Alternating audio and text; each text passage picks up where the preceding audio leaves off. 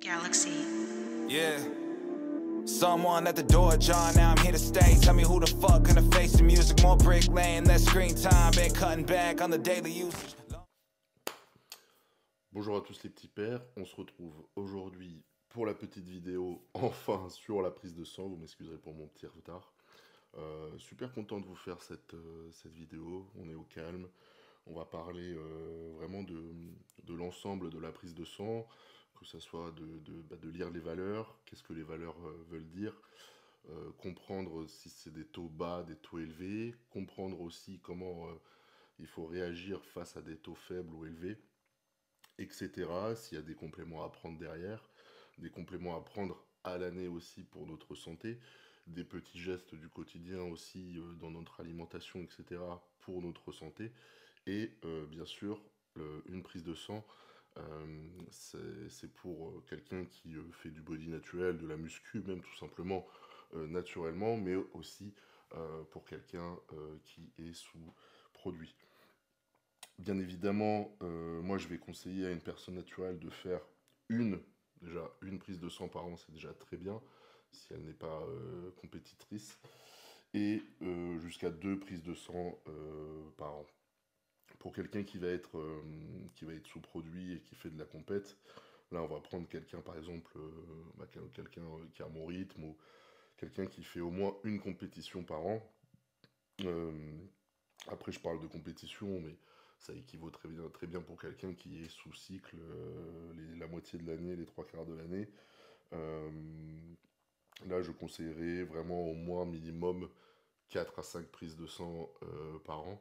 Alors, je sais que pour certains, même la plupart, ça va sembler énorme, mais même de ce que je peux voir quand je récupère des clients, ou même avec des nouveaux, même des clients que j'ai, ça leur semble des fois un peu bizarre de faire un peu trop, de faire des prises de sang, mais sauf que c'est hyper important pour plusieurs raisons, pour la santé, mais aussi pour pouvoir bien calibrer aussi les cycles que vous faites, tout simplement. Et c'est super important de regarder au niveau hormonal, déjà premièrement, de voir comment ça se passe, mais aussi après au niveau santé, voir comment votre corps réagit, s'il est trop sous tension, trop dans l'effort en fait. Donc surtout avec les organes vitaux comme les reins, le foie, le cœur, etc. Donc là, bien sûr, moi je ne suis pas médecin, je ne suis pas endocrinologue. Je vais vous faire part de mon expérience sur mes 12 ans de body, de mes 12 ans de pratique. Faut savoir aussi que quand j'ai commencé la muscu au bout d'un an, je me suis intéressé au body, et je me suis tout de suite intéressé à tout ce qui était prod, biochimie, les hormones de l'être humain, etc. Et c'est toujours des choses qui m'ont énormément plu. Si j'avais pu, franchement, j'aurais même fait des études là-dedans, dans tout ce qui est endocrinologie, etc. Parce que je trouve ça vraiment hyper intéressant. Encore une fois, je vous le dis, je le répète, l'usage des produits est interdit, je le conseille absolument à personne. Et comme je l'ai dit tout à l'heure, ça équivaut aussi très bien pour une personne qui est naturelle. C'est pas parce que vous faites pas de compète, ou même si vous êtes qu'à 80% à fond toute l'année, enfin ce qui est déjà pas mal, hein, en muscu, etc. J'estime quand même que c'est important de regarder un petit peu où en est sa santé. Voilà, donc écoutez, j'espère que ça va vous plaire. On va commencer avec ma prise de sang que j'ai faite moi. Donc je suis allé la faire le 4 janvier, le prélèvement c'était le 4 janvier 2024 sur Bordeaux. Donc c'était un mois pile poil juste après ma compète. Il faut savoir que juste après ma compète, je me suis mis en TRT. Donc je ne vais pas rentrer dans les détails des dosages, etc. parce que c'est interdit. Je ne peux pas rentrer dans tous ces détails, et je ne veux inciter personne. Mais voilà, même ce que j'ai fait pendant la compète, c'était un dosage juste un petit peu au-dessus d'une TRT. Et là, on a décidé avec Louis, pendant cette pause jusqu'à avril, de juste rester en TRT. Donc, on va commencer. Je vais faire un petit clap. Je vais vous montrer ma petite capture d'écran. Ok, super. Donc, on va commencer la prise de sang. Donc toujours ce qu'il y a en premier, c'est l'hématologie. Et vous allez avoir du coup des valeurs avec des valeurs de référence. Donc basse, élevée. Valeur basse, valeur élevée. Ce qu'il faut savoir, c'est qu'un laboratoire, peut-être certains ont déjà pu le voir, ont toujours des valeurs de référence qui sont assez différentes d'un laboratoire à un autre. Pourquoi? Parce qu'en fait, tout simplement, quand un laboratoire va ouvrir, ils vont se baser sur leurs 5000 premières prises de sang et ils vont créer des valeurs de référence par rapport à ces 5000 prises de sang, donc entre la basse et la plus élevée. Donc c'est pour ça que c'est un petit peu faussé des fois. Des fois on peut être dans des valeurs élevées alors qu'on peut se dire que ça va pas, alors qu'en fait tout va très bien. Voilà, il faut savoir un petit peu quelles sont les vraies valeurs de référence. Elles sont trouvables largement, enfin très facilement sur Internet, pardon. Et c'est pour ça que des fois il ne faut pas non plus trop s'alarmer et ne trop se fier à 100% sur les valeurs de référence d'un certain laboratoire. Surtout que bah, si vous faites une prise de sang entre le sud de la France et le nord de la France, pardon, pour des valeurs de référence, j'en sais rien, moi, de vitamine D ou d'une autre référence, forcément, il y a plein de choses qui vont changer. On a des habitats qui sont complètement différents. Donc, on va commencer par l'hématologie.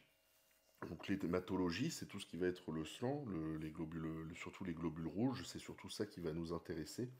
On va surtout s'intéresser à tout ce qui va être hémoglobine, hématocrite, pardon. Ça va être le taux de globules rouges dans le sang. Alors pourquoi on va s'intéresser à ça, pardon? Parce que tout simplement sous l'usage de prod, eh ben, vous allez avoir une augmentation des globules rouges dû au prod et tout ça, une augmentation de globules rouges, une concentration de globules rouges, ce qui fait que le sang sera plus épais. Donc forcément, bah, vous prenez un tuyau avec un liquide qui passe dedans, plus le liquide va être épais, et plus quand vous allez pomper, notamment donc le cœur va avoir beaucoup plus de mal à pomper. Je vous fais des explications vraiment très très simples hein, par rapport à tout ça.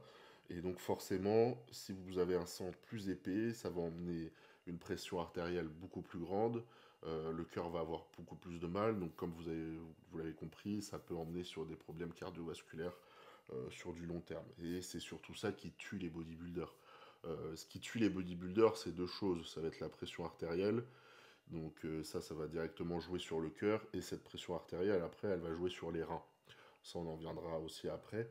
Mais ce qui est super important quand vous faites du body, c'est d'avoir une pression artérielle correcte. Et ça passe déjà en premier lieu par avoir un taux de globules rouges dans la moyenne. Donc là, on peut voir sur mon taux d'hématocrite que je suis à 48%. Donc les valeurs de référence sont de 37 à 50. Je suis dans la norme élevée. Je ne suis pas dans une norme non plus à risque très élevée. Tout à fait normal. De toute façon, moi, des dons du sang, j'en fais 2 à 3 fois dans l'année de toute manière. Et voilà, je voulais en venir ici. Qu'est-ce qu'il faut faire pour un taux d'hématocrite trop élevé, de taux de globules rouges trop élevé? Eh ben, il faut faire un don du sang. Il faut donner son sang, il faut faire une saignée, comme on dit. Et en fait, grâce à ces saignées, vous allez baisser le taux de globules rouges. Après, si vous voyez que vos taux de globules rouges persistent à l'année, avec vos cycles, etc., bah, c'est qu'il y a des prods qu'il faut enlever, il y en a qui vont augmenter plus les globules rouges que d'autres. Je ne vais pas encore une fois rentrer dans les détails, ça c'est à vous de vous intéresser à tout ça. Mais voilà, va falloir changer 2-3 trucs dans vos cycles. Ensuite, on passe sur l'urée. Donc l'urée, c'est la dégradation des protéines dans l'urine. Je suis à 0,49. Donc là, on est sur une valeur élevée, ce qui est tout à fait normal. Hein. Je pèse plus de 110 kg et j'ai un régime protéiné. Donc c'est tout à fait normal qu'on soit élevé. Ce n'est pas du tout grave. Vous inquiétez pas pour ça. C'est même normal que vous ayez une urée plus haute que la normale. Hein. Forcément, les valeurs de référence, elles sont faites sur des gens qui ont une vie normale. Hein. C'est pas des sportifs. Donc nous, en tant que sportifs, forcément, on va avoir un régime plus protéiné. Tout à fait normal. Ensuite, on passe sur la créatinine. Donc la créatinine, ça c'est ce qui va venir, en fait c'est une dégradation aussi, c'est une molécule qui va se dégrader aussi au niveau des reins. Donc la créatinine, elle, Là où elle peut nous donner aussi des indications, c'est au niveau du fonctionnement des reins. Donc là, on voit que je suis à 11,7. Pareil, dans une valeur élevée, mais encore une fois, on est des sportifs. Donc avoir une créatinine élevée, c'est entre guillemets normal. Je suis dans une valeur élevée, mais je ne suis pas hyper élevé et donc très à risque. Et c'est tout à fait normal. Après, je conseille quand même d'avoir des fois dans l'année des pauses en termes de protéines animales, enfin de votre taux de protéines dans votre diète, de le baisser, d'augmenter un peu vos glucides et vos lipides pour justement reposer un petit peu vos reins, d'avoir un peu moins de travail là-dessus. Et vous inquiétez pas, c'est pas parce que vous allez baisser vos protéines, justement en comblant ces calories avec des glucides et des lipides, vous allez certainement pas perdre de poids. Mais dans l'année, moi j'aime bien faire ça avec mes athlètes, surtout après des compétitions, de faire des détox, comme je dis. C'est surtout plus pour alléger en fait au niveau des reins, les protéines et puis même au système digestif, tout simplement augmenter un peu plus les légumes, les fruits et les lipides.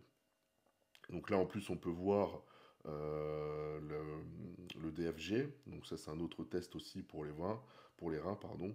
Donc au-dessus de 73, c'est très bien, il y a absolument aucun souci. Et on a aussi le débit de filtration pardon, juste en dessous de la créatinine. Donc pareil, il y a un test pour les reins, et il n'y a absolument aucun problème là-dessus. Donc ça, vous voyez, c'est des valeurs qui sont très simples à lire, hein. Vous avez les tableaux en dessous. Sur ça, il n'y a vraiment pas de souci à se faire.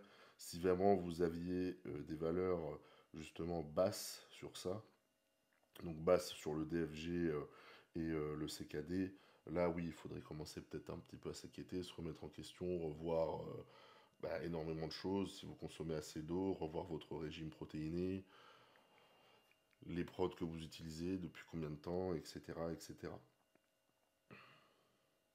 Ensuite, on descend, on passe au cholestérol. Donc ça, super intéressant, le cholestérol. Donc là, on va voir le cholestérol total en premier lieu. Donc cholestérol total, c'est addition, si je ne dis pas de bêtises, c'est l'addition HDL, LDL plus un pourcentage triglycérides. C'est pas forcément ça qui va nous intéresser pour la lecture du cholestérol. Ce qui va surtout nous intéresser, c'est deux choses, c'est le HDL et le LDL. Le HDL étant le bon cholestérol, le LDL le mauvais. Et pour un taux de cholestérol HDL qui est bon, il faudrait être au-dessus des 0,35. Inférieur, même là sur la prise de sang, ils disent 0,40, mais 0,35, il faut être au-dessus de 0,35. Moi je suis à 0,34, ce qui est un petit peu faiblard, mais, je dis bien mais, ce qui est important de voir, c'est à quel taux vous êtes en LDL. En LDL, je suis à 1,07, ce qui est ce qui est quand même assez bas pour du mauvais cholestérol. Et dans ce cas-là, il faut faire le ratio entre les deux. Donc vous avez un bon cholestérol, certes un peu faible, et un mauvais cholestérol qui est très faible, lui. Donc sur une balance LDL, HDL, on est quand même bon. C'est ça qu'il faut regarder. Il faut regarder le ratio entre les deux. Parce que forcément, si vous êtes en termes de bon cholestérol assez faible et le très mauvais cholestérol très haut, là forcément ça va pas du tout.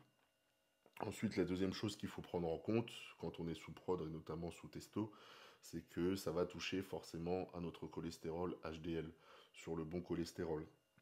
Ça va le baisser automatiquement, ça va jouer là-dessus.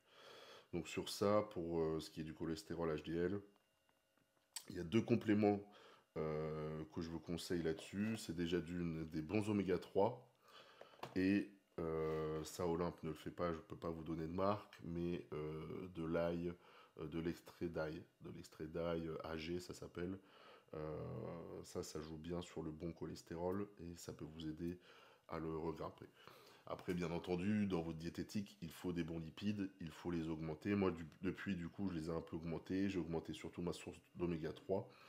Oméga 3 aussi, au passage, très important de les consommer avec des repas où vous avez des graisses.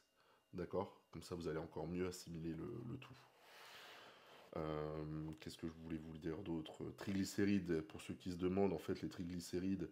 Alors, en fait, quand on va tester le cholestérol, ça va être les sources de graisse qu'il y a dans le sang sous forme de cholestérol. Les triglycérides, ça va être d'autres formes de graisse qui ne sont pas sous la forme de cholestérol. Là, vous voyez, il faut toujours être inférieur à 1,50, on est à 0,94. Mais après, les triglycérides, c'est pas forcément très important dans le sens où les triglycérides, ça va surtout jouer si par exemple la veille ou 2 jours avant, je sais pas, vous avez fait une malbouffe, un cheat, vraiment vous avez exagéré, etc. Là, vos triglycérides vont être très élevés. Ensuite, on a le sodium et le potassium. Sodium, c'est simple, c'est toujours 140, 141. La moyenne, potassium, on est très bien aussi. Là, sincèrement, c'est très rare de voir des taux qui changent. Pour toutes les centaines de prises de sang que j'ai vues, c'était très rare de voir ça.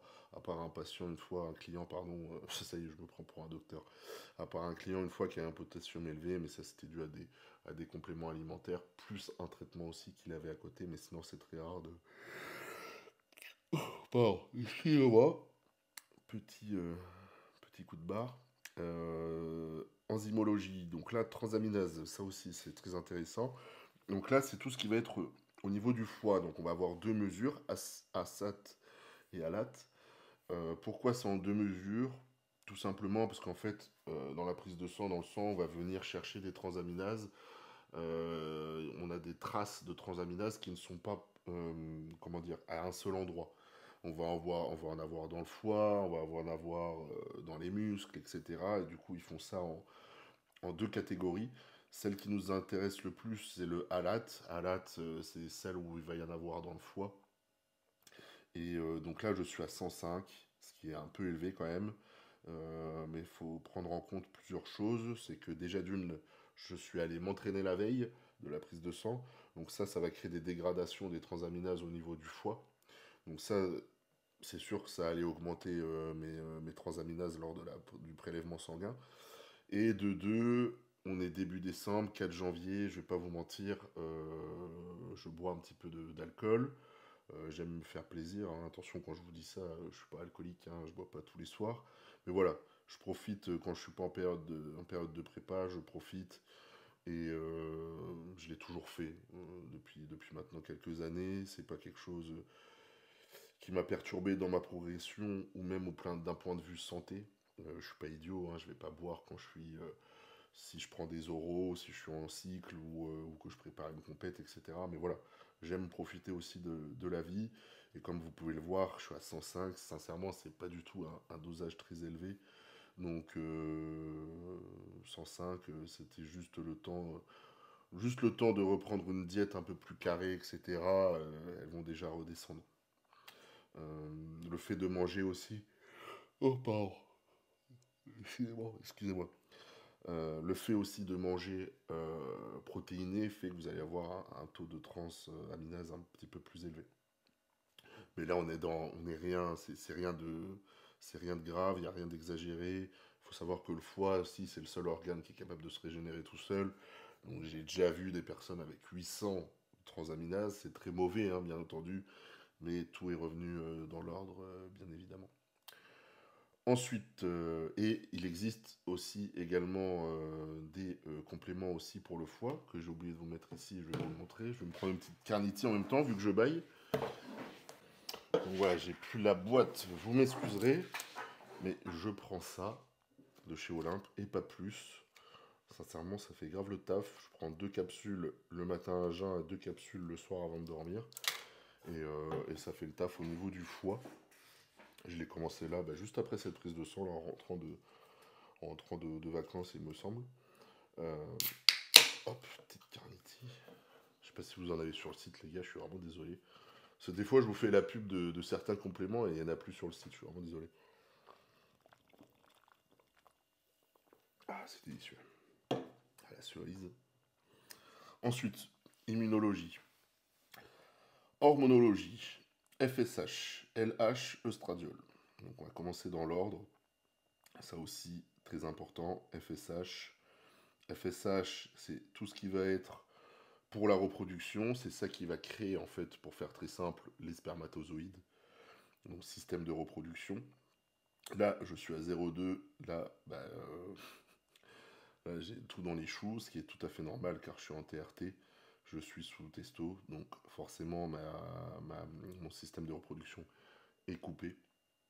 Donc ça c'est tout à fait normal. LH, c'est celle qui va venir en fait s'occuper des hormones, tout simplement, de la testo, de la création de testo. Bah, elle aussi forcément, elle est dans les choux, bah, parce que en fait, vu que j'en prends déjà à côté, vu que j'ai déjà une source exogène, bah, forcément le corps il se dit, bah, il n'y a pas besoin d'en créer, ça sert à rien.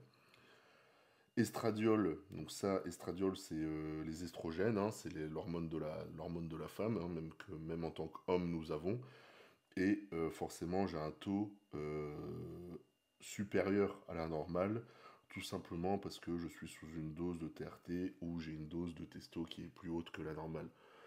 Donc forcément, mes estradiol vont être un petit peu plus élevés, parce que le corps, quand vous lui donnez quelque chose, notamment de la testo, il va venir essayer d'équilibrer toutes les autres hormones pour qu'il y ait une osmose pardon, entre toutes les hormones. Donc là, je suis sur un taux plutôt élevé, bien entendu, hein, pour un homme, mais ça reste une dose tout à fait acceptable et vivable euh, par rapport au taux de testo que je prends. Donc ça, après, bien entendu, pour faire baisser les taux, ceux qui prennent des prods le savent, il faut des anti-estrogènes, pardon, etc. Donc sur ça, on est bon. On passe en dessous. Cortisol, donc ça, l'hormone du stress, forcément, légèrement un petit peu élevé, mais bon, à ce moment-là, on est le 4 janvier, le rythme de vie que j'avais un peu, je faisais un petit peu la fête, etc. Tout à fait normal. Ce que vous avez aussi qui marche très bien pour le cortisol, quelque chose que je prends à l'année ashwagandha. Ça fait pas très longtemps que ça existe, hein. Maintenant ça doit faire 3-4 ans que c'est sur le marché, que ça devient un peu plus connu. Mais c'est vraiment super, notamment pour le sommeil. Pour ceux qui n'ont pas essayé, je vous conseille entre 400 et 800 mg avant de dormir. Franchement, c'est le top du top, je vous le conseille. Bilan thyroïdien, T3, T4, TSH. Alors, sur ça, je vais vous faire une petite explication.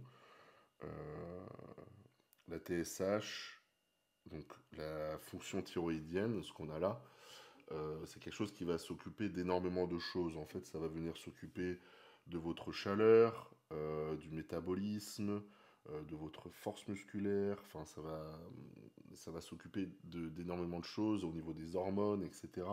Donc ça, c'est quelque chose de très important, notre thyroïde. Mais le problème, c'est que les docteurs, quand ils vont vous donner une prise de sang, ils vont juste vous donner le taux de TSH. Cependant, c'est très important de venir tester aussi le taux de T4 et de T3. Pour vous faire une explication un peu plus brève, on a l'hypothalamus, donc une petite glande qu'on a au niveau de notre cerveau, qui elle va donner des informations, des stimulus. Elle va envoyer, si par exemple dans notre corps il se passe quelque chose, on a froid, il y a des problèmes en termes, je sais pas, il se passe des problèmes en termes de métabolisme, voilà, lui il va essayer d'envoyer des informations sous forme de TRH à la TSH. La TSH, elle reçoit l'information, donc la thyroïde, et elle va envoyer une sécrétion au niveau des glandes pour créer plus de T4 et de T3. Donc le T4, lui par exemple, c'est pas du tout quelque chose qui va s'occuper du métabolisme, donc il va se convertir en T3. Et là on va avoir du coup, dans notre prise de sang, le fait de demander notre T4 et notre T3, on va avoir nos vrais dosages et savoir si notre TSH fonctionne bien. Parce que notre TSH, si le taux, en fait, peut-être qu'il envoie des signaux après pour créer de la T4 et du T3, mais ça se trouve, c'est le bordel. Ça se trouve, c'est pas cohérent. Il y a un problème à ce niveau-là. Il y a des dosages qui ne sont pas faits correctement. Et donc là, c'est très important de regarder ça. Donc là, on peut voir que T3, je suis à 3,3, entre normalement 2,5 et 3,9, ce qui est très bon. Et en termes de T4, je suis à 0,65 sur 0,61 et 1,12, ce qui est très très bien aussi. Et taux de TSH, je suis... Ah, ça c'est le padré. Taux de TSH, je suis à 1,850 pour entre 0,300 et 5300. Ce qui est tout à fait correct. Il faut savoir aussi que je sortais de compétition, etc. Et forcément, en compète, la TSH, elle prend un petit coup. C'est pour ça qu'il y a beaucoup de compétiteurs qui abusent du T3 notamment et du T4 pour pouvoir brûler un peu plus de graisse, etc. Mais c'est quelque chose que je ne conseille absolument pas, surtout que 95% des mecs vont prendre du T3 et du T4 sans avoir même regardé leur prise de sang si leurs taux sont bons. Si vos taux sont bons, il n'y a absolument aucune utilité de prendre du T3 et de la T4 pour pouvoir sécher plus, etc. Vous allez foutre un bordel pas possible. Et je vous rappelle juste que si demain votre thyroïde ne fonctionne pas, eh bien je vous souhaite bon courage. Vous allez être sous cacheton toute votre vie et croyez-moi que c'est un sacré bordel. Donc je vous conseille vraiment pas de faire des bêtises là-dessus. Ensuite, on passe hormonologie toujours, IGF-1, donc ça c'est le taux d'hormone de croissance. J'avais envie de regarder mon taux d'hormone de croissance parce que ça fait plus de 2 ans et demi que 2 ans et demi maintenant que je n'en prends plus. Et je voulais juste voir si tout était ok. Et là, tout est ok, surtout pour une personne de mon âge, à mes 30 ans, tout est nickel. Ensuite, on passe sur la prolactine. Donc ça, la prolactine, c'est aussi une hormone féminine. C'est l'hormone, en fait, chez les femmes qui va venir produire le lait au niveau des seins. Mais, bien évidemment, chez les hommes, ça peut aussi augmenter dû à la prise de produits de catégorie 17 NOR. Je vous laisse faire vos recherches aussi, je ne vais pas rentrer dans les détails. Là, je suis très bon dans les taux, puisque de toute façon, je n'utilise plus ces trucs-là, ces prods, depuis très longtemps. Ensuite, on descend. Je suis, ouais, testo libre. Bon, il y a mon adresse, les gars. Bon, je vais essayer de cacher ça, mais... testo libre, on est à 180. Normalement, les valeurs sont entre 30 et 87 maximum, on va dire 90. Et donc, je suis à 180, ce qui est tout à fait normal. Voilà, j'ai une TRT un petit peu élevée. Bah, je vais vous le dire, hein, je suis tout simplement à 180 mg de test semaine. Pardon, donc c'est tout à fait normal que ma testo soit un peu plus élevée. Comme vous pouvez le voir, j'ai pas des taux de malade, hein, donc je vous raconte pas des conneries, hein, je suis pas à 500 de testo ou je sais pas quoi. Donc je suis à environ 180 de tests par semaine et c'est en cohérence avec le taux d'estradiol que j'ai parce que je n'utilise pas d'anti-estrogène. J'estime qu'en TRT, il n'y a absolument pas besoin d'utiliser d'anti-estrogène. Et donc là, les taux sont complètement cohérents. Bah écoutez les gars, on est bon pour la prise de sang. Si vous avez d'autres questions, surtout, n'hésitez pas. Et pour en revenir au complément, oméga 3 pour le cholestérol avec l'extrait d'ail AG pour le cholestérol aussi. Ashwagandha, cortisol et sommeil, c'est le top. Et pas plus, dispo sur Olympe pour le foie. Vitamines, alors ça c'est les compléments, vraiment, je vous conseille vraiment de consommer ça en fait à l'année, hein, c'est quelque chose que je fais. Vitamines, je consomme ça à l'année, 2 capsules de chaque, parce qu'il y a les vitamines et les minéraux, ça c'est vraiment top euh, avec un repas. ZMA, 4 capsules avec du magnésium avant de dormir, donc en plus de s'occuper de la fonction hormone testo, surtout c'est elle qui va aider à créer de la testo, le zinc. Ça va vous aider pour votre sommeil. Donc avant de dormir, ça c'est vraiment top. Vitamine C, ça tout simplement vitamine C la base hein, pour le système immunitaire. Et glutamine. Alors glutamine, il y en a beaucoup qui pensent que c'est pour la récup, que c'est pour le muscle, mais pas du tout. En fait, la glutamine, c'est très bon pour le système digestif. Donc je vous conseille entre 10 et 30 grammes par jour de glutamine.